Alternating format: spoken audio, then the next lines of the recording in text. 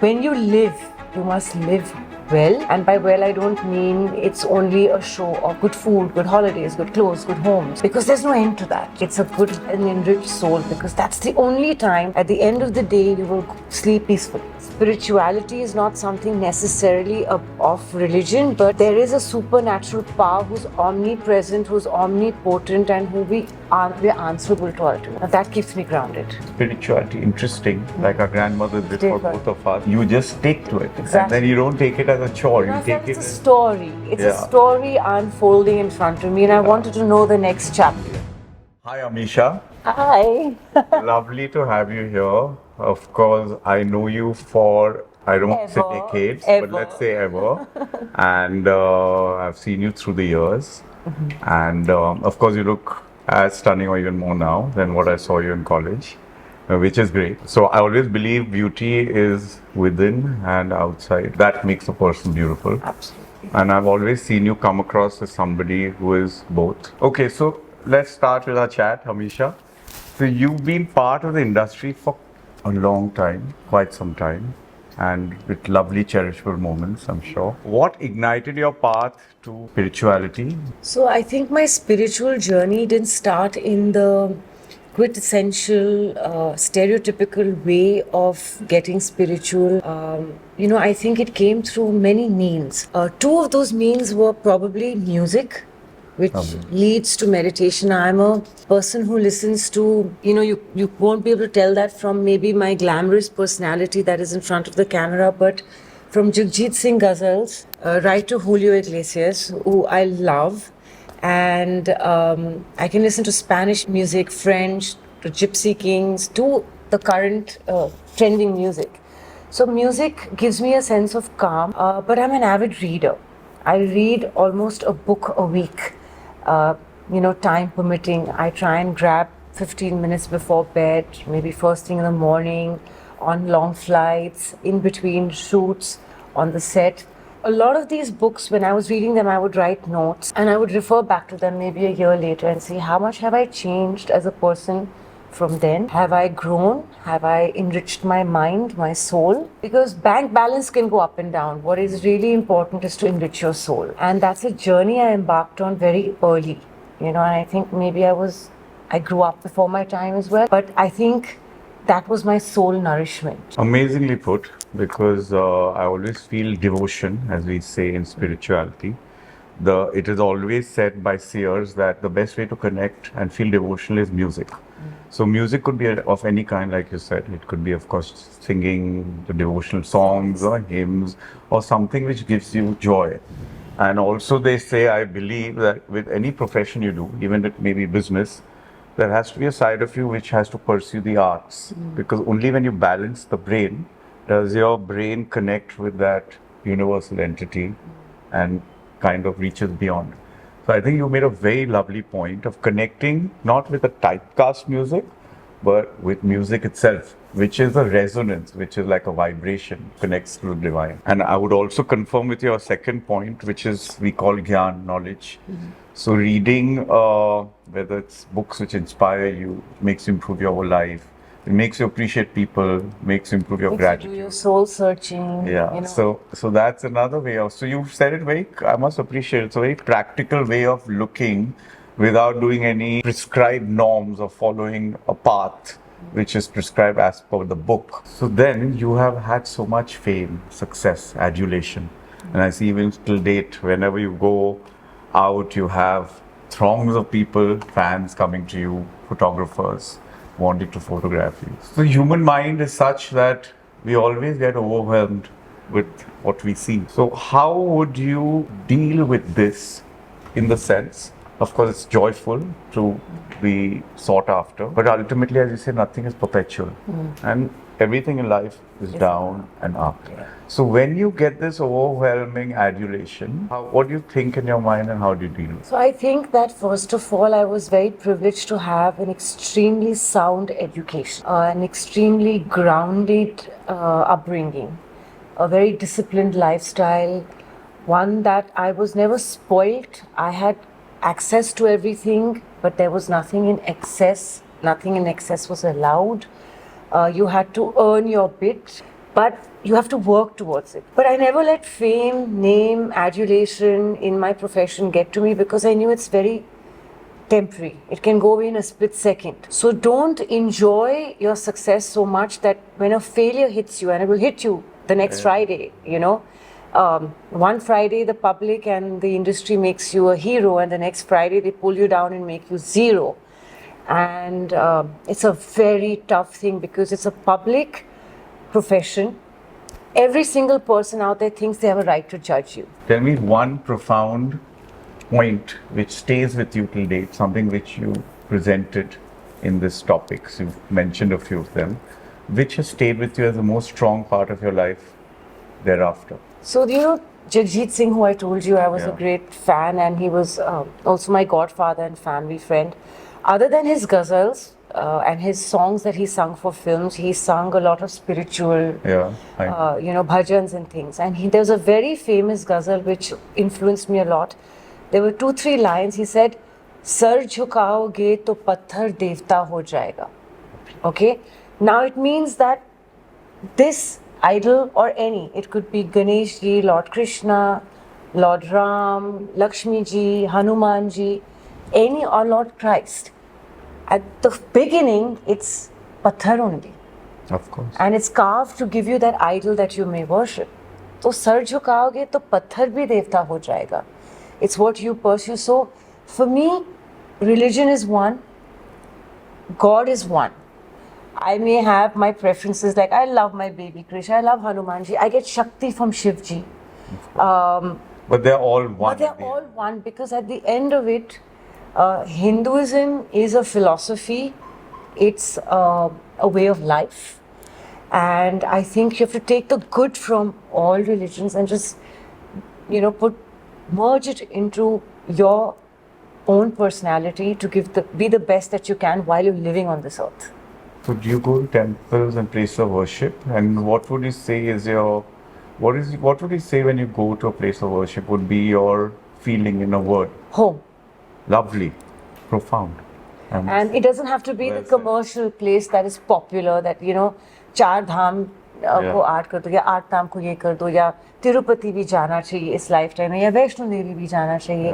For me, मेरा घर का मंदिर उतना ही खूबसूरत एंड पायस है, and gives me as much peace as a non-commercial mandir that I go to where I live close by, which is not something that people come. It's not a Siddhivinayak or it's not a Tirupati, but it's home for me. We talked about, now I must go to a book which you are very fond of reading, which is one book you would mention, which of course to do with connection with your soul and with spirituality, which has really inspired you in your life. So there's been the Khalil Gibran's The Prophet. Then there's a book called A Bridge Across Forever by Dr. Brian Weiss. He's a psychiatrist. But I think the Bhagavad Gita. Amazing. For all walks of life, for every person. All walks of life. It's just lessons for life. It's lessons. It's not something that you have to mug up. It's at every phase of your life you can take something from it. Yeah. And just day before I finished reading, there's this author called Amish. And a couple of years ago, I had read his trilogy of Shivji. Shiva. Now it's Rama. And I just finished Rama's. Oh, wow. It's Ram, Sita, Ravan, and I just put down Lanka, the last part, and I can say I'm blown. Not because I did not know the story of Ramayana. We studied, we just know the facts of this has supposedly happened in mythology. It's diving deep into it and dwelling to get the deeper meaning and understanding and improving you as a human being. And I think this past 2 months of reading these 4 books of the Ramayana split into 4 has really, really had a significant impact on me. I'd like to ask a question I think will be useful for children and of course young adults.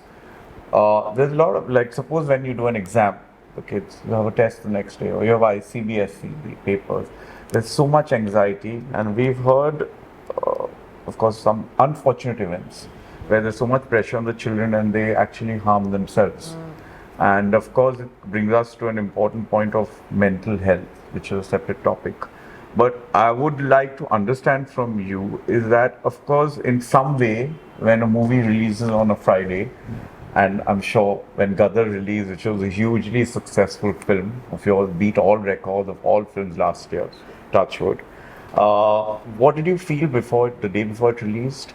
And how did you deal with any negativity, anxiety, apprehension which you might have experienced? I've been dealing with anxiety ever since school with the exams because, Right. I think there's so much pressure, first from the family you grew up in, everybody to come ace your exams, come first in class, do all that. Then the own competition you build for yourself that I am not good enough until I'm validated by these external factors, approving my grades, proving, that I'm good enough. And then you get into a profession like this, which is so public, and that people are judging every move, every walk. And now with social media and everything, it's even worse. I face a lot of anxiety before my releases, and it's only up till that Friday. I get depressed if a film does not do well on that Friday, and not superbly excited if it does really well. Yes, I'm very happy, but then I can't digest that happiness. I'm like, is it for real? Because it's easier to digest bad news than good news. That's amazing. It's a very profound statement. How I do feel that way? Because I think in a lifetime, a human being has few good moments and more of bad moments. Our destination is more full of hurdles, till we get to that point, I think, as from a child to an adult to finally, going back to Mother Earth. But we have to grab onto those few good moments and cherish them, because I've seen from my struggles, from everyone around me, however rosy a life looks from the outside, everyone has their share of struggles, and everyone has to realize that there are fewer and far good moments, and you have to live each day and understand that, okay, bad times will come, get up, fight it like a soldier on a battlefield. Life is a battle, go into it headlong like the captain of your ship, face those rough seas. And that's when spirituality really becomes your anchor and your grounding force, The next discussion which I want to have with you, most human beings, when they reach a particular point in their lives, like successfully, like you, you had such a huge hit last year. Everybody, you feel happy, you feel joyful, but you also want to cling to that position. And then you start fearing that you may not be able to. Absolutely. And then suppose, God forbid, you don't, then which is going to happen. Which is going to happen. Now, how do you deal? So let's assume today you're a very sought after personality, and there are cameras all the time when you step out into a function who are wanting to take a picture of yours. What if a couple of years down the road that doesn't happen? How would you be able to deal with it? It will happen. I won't say that if it happens, I will say it will happen. Looks fade, stardom fades, money fades, you will step aside, your children will take over your chair. There will be a time that, God forbid, we are all bedridden as well, and we'll be clicking those pictures of our youth, we will be clicking those pictures of our achievements, but at that point I want to say it was a life well spent, a life well lived. But for that you have to start that now. You have to be connected to your soul, because like I said, that's all you live with. I think you brought across a very important point of spirituality, which most seers try and explain, is live in the moment and enjoy it. So when you have this fame and adulation, you cherish it, you like it, but you don't cling on to it. Don't cling on to it, but it's very difficult to, because you're always, and I find people also put the pressure, like Gadar didn't release 3 days, it had become the biggest, fastest 150 crores by the Monday. Friday it released, by Monday we'd hit 150 crores, it became the biggest 300, fastest 300, then it became the biggest 500 plus, to then break records. Yeah. To become the biggest hit of the history of Indian cinema, like Gadar 1 had become, broke Shole's records, etc.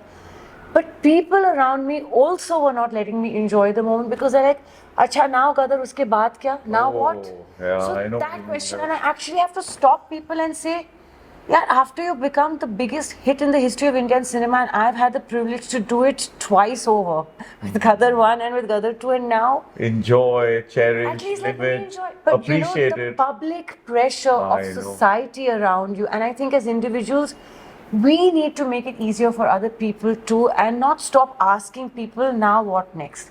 Like a mother will tell her child, "अच्छा बेटा ये exam pass कर अभी बाकी की तैयारी अगले साल की तैयारी is," and that pressure kills a person, and that's why you see so many suicide cases with children, with adults, because they need to conform, they need to validate their success over and over and over and over again. So I think you've given a very important message to the parents who may be watching this also for with their children, is that we must motivate our children to But the not best, make their backs break under pressure. not give them too much pressure. Also, whatever successes they've achieved, to appreciate. Exactly. Give them motivation to cherish that achievement. And also not keep thinking about what next. Let's say you're going on a private holiday to a lovely destination for beauty and quietude, and somebody comes and keeps harassing you for selfies and photographs, and they're not giving you privacy. Does it also irritate you at times? Of course, it irritates you because you're human and you say, "Oh my God, I need my privacy." And then you take a breath, you step back, and you remind yourself that you are actually living for the public. They have made you who you are. Without their support, without the love of your fans and audiences, you will be nothing.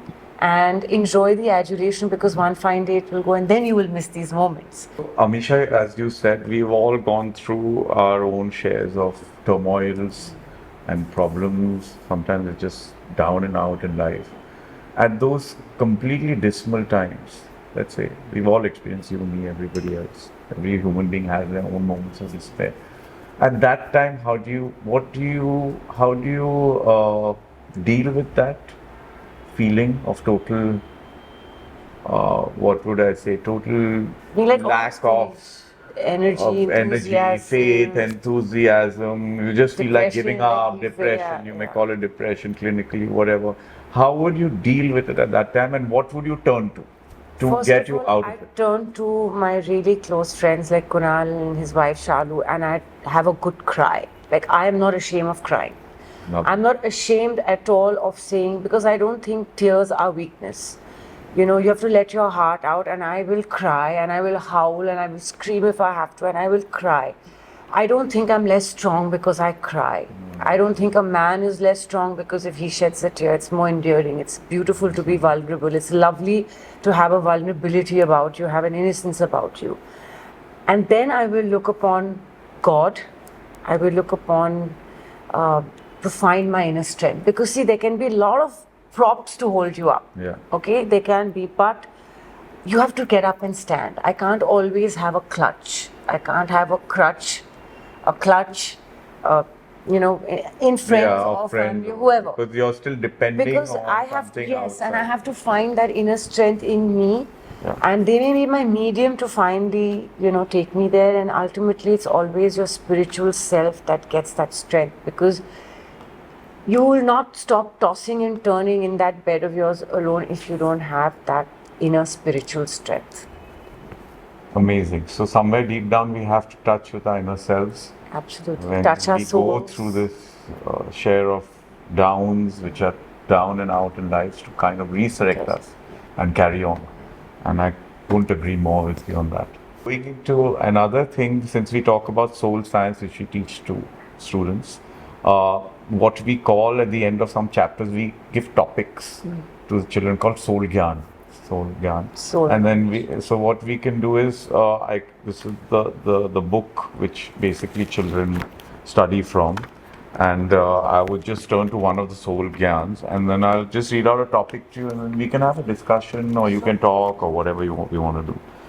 So there's a soul gyan which I've just turned to, which says the key to change is to devote all of your attention to creating the new, rather than trying to destroy the old.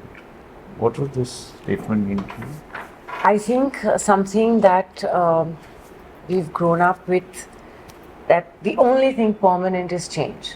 Right. And this is in a way very beautifully said, that latching on to that the way it was, the way things were, a utopian kind of scenario for one's life, and trying to actually say, okay, if that didn't work, let me just finish that and move on, is is not the correct way. It's actually adapting to the changing environment, changing a mentality of oneself as you go through each passing phase of your life.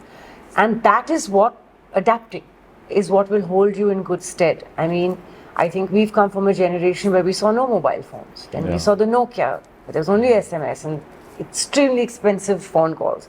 And then here we see every person from a vendor of vegetables on the street to, every single person has multiple mobiles now, and access has become so much easier, communication has become easier. And so if we had held on to the old or destroyed the old, we wouldn't allow room for progress. Yes, holding on to some ideological values of the old, those shouldn't be destroyed. But moving ahead with time and your changing situations are very important. Even the constitution changes with changing society. A Supreme Court, you have arguments and you change a constitution because you see that people at large change, countries change. Very well said. From baby countries, they become third world to second world to first world. With that and changing people, businesses, you have to change even the law of the land. What Lord Ram wrote initially and followed the path of dharma. Even Bharat used to tell him, you have to change with the times. So you don't destroy the old good things.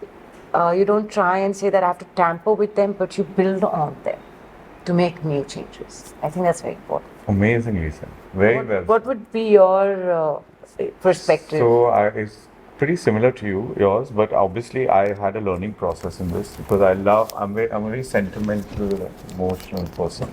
So I'll tell you an incident. So my daughter was very dear to my heart. So when she was growing up, she used to, as a child, she was like all the time with me. When I used to get up in the morning, before I used to go to work, in whatever way, she used to supervise my dressing, my clothes.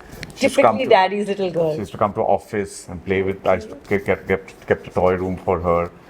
So when she started growing up, obviously children have their own lives. So I spoke to a friend, I said, I really miss those times where I used to have her around me all the time. And I actually feel very emotionally fragile when I think, those times never come back. So a friend of mine, Kajal, so she said that exactly what you're saying life changes, everything changes, we change, relationships change, people grow up. You have to enjoy every phase of that. So she's saying that, she told me, which made a lot of sense, saying what she was doing earlier, doing all these little kiddie things which she really cherished, enjoy the things she's doing now with you. You can sit and chat with her as a friend. You can discuss on topics like we are talking. You can discuss on topics about life. You can talk about her friends. You can talk about future. So why that was not there earlier? Today, because of the change, you can do that. So it again, as a soul science, as a spiritual thing, it again makes me emphasize that I really believe that cherishing a moment and living in the moment is the most important thing. And which none of us actually know how to do. We have to actively do it. Learn it. Yeah. And an interesting part, what you said also, I reconnect. Again, from our spiritual books here, what I've understood, like a lot of times we say, okay, anger is not spiritual. That's not what I've understood. Clinging on to anger and holding on to anger and hurting somebody with anger is not good. But technically, your impulses will always react to a situation. So if I'm upset about something, for that moment, it's human. I mean, ultimately, yes, idealistically, I should get over that because I should see it like a movie. I should see it, okay, this is not me, this is transitory, it'll pass. So I should not even get affected by it. But a momentary lapse is fine. As long as we don't, most people, what happens, they cling on to emotions. See, that is again burning your soul. Yeah. So they hold on to anger, they hold on to resentment. Suppose I've got something negative going on in my life. I'll keep thinking about it all the time and I'll be like this, dreary. Okay, accept it. And things will sort itself out. And it'll be a process. It's not going to be overnight. Maybe it doesn't happen overnight. You don't expect it to.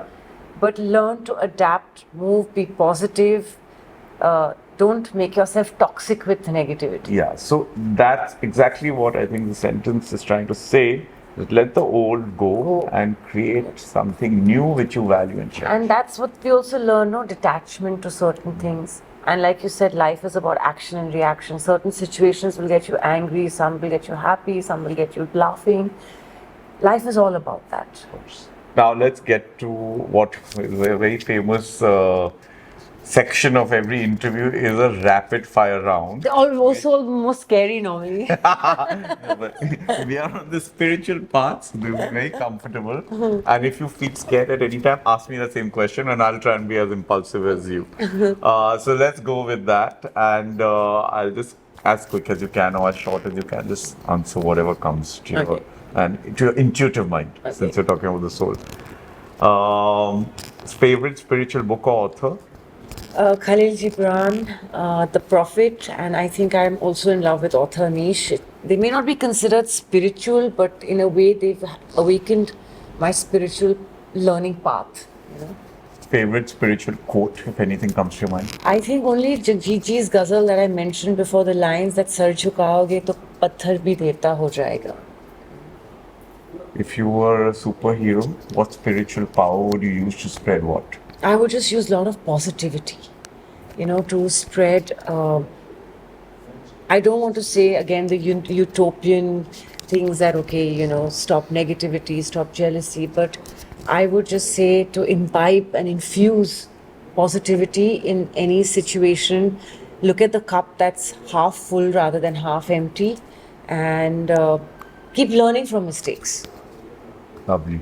Solo prayers, worship, meditation, or group prayers, worship, meditation? What do you prefer? Solo, 9 out of 10 times. But then, of course, there are times you want to go into group chanting or a satsang or have a big havan and puja and include close friends, family members, well-wishers. Keep Ganesh Ji at home for 3 to 5 days or 11 days of the Ganesh Chaturthi. Have people coming over. At Mahashivratri, have the blessings of God in a public temple and invite everybody that you can with the puja that you could do. So it's different occasions, and when you're down and out, you want a soulful conversation with God, whoever that super being might be, where it's a one-on-one. You want to complain and you want to cry and you want to thank all in one. So next is not really rapid fire, but please answer it as much as you can. So there's a lot of things to do with manifestation, positive thinking. Do you believe in that power? And if you do, is something which you feel with positive thinking and manifest in your life? I think, fought my life with positivity and manifesting that it will happen, it will happen. When I have been down and out in my career, when I have not seen a hit film for a long time, for many circumstantial reasons and maybe nothing to really do with me, maybe the politics of the world or the industry I'm in or whatever it is, I have never let it deter me from my ultimate goal that one day it will happen and it will happen big. And then I think I manifested it so much that Gadar 2 happens and comes like, oh, a banger, Lovely. So yeah, I manifest getting over every problem, working towards it. And I think with manifestation comes working hard towards achieving your goal. You can't let out a manifestation and say that, okay, I manifest this to happen. You have to actively work to achieve it, to make it come true. I think that goes hand in hand with manifestation.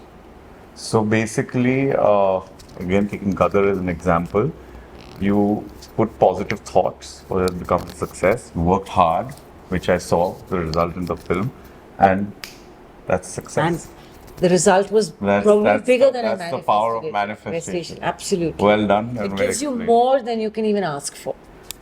Great.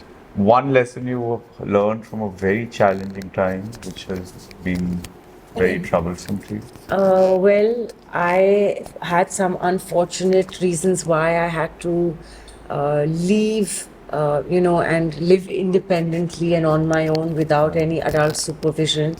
And that time till now is constantly teaching me. And of course, from my first failure, when I was just used to successes, every film that I touched turned to gold. I was known as the lucky charm of the film industry, whether it was Telugu, Tamil, Hindi. I was just giving back to back hits. I was in the Guinness Book of World Records, etc. But then when you hit low, it really hits you hard, and you see people change overnight, and that makes you aware that now, when the hit period starts again, you will know this same world who's pulled you down is going to change towards you again and start sucking up to you or start coming back to you.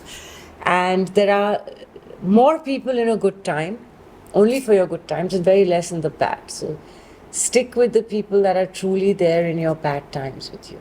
They are your true people. Very good. Amazingly well said. A response that comes to your mind when I say the word soulmate?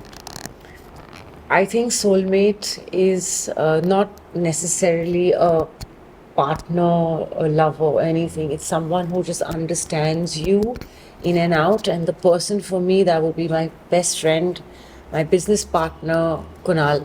Like, I would say he's my soulmate because in a way we're replicas of each other as well. We're mirrors to each other, and he is not afraid to point out and criticize my bad and tell it as it is, and that's really important for me. Amazing. Very well said. And I don't have a gift hamper, but I have a toast on my Soul Science black And coffee. we toast to that. Let's Thank do you. that. Have a So this is coffee with Yash. and a learning session from Sakina stroke Ameesha, Thank you. which was amazing. All the interviews that have always surrounded me has always been about the star Ameesha Patel, the public figure Ameesha Patel, but this is actually the real Ameesha Patel, and that's something you brought out.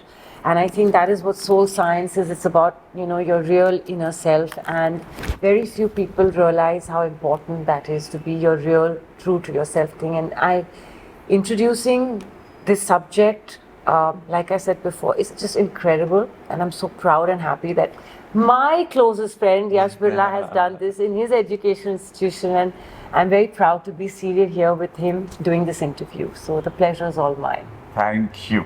Thank you again.